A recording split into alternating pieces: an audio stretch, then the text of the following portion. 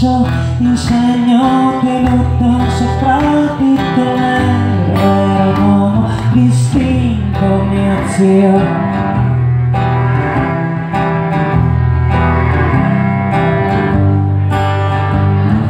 Madre, non piangere in goia e dimentica le sue mani corte tra le mie gambe. Adesso sta in grazia di Dio.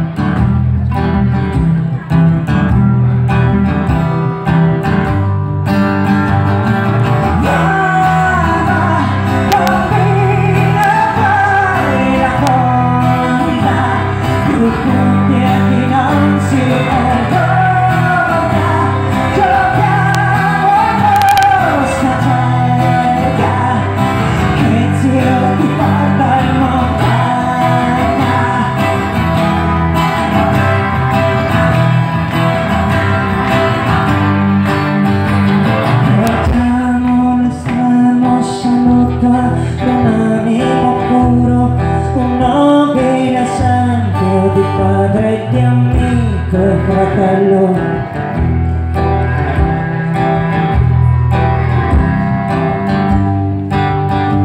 E sento il disprezzo profondo, il loro occhi addosso stellato,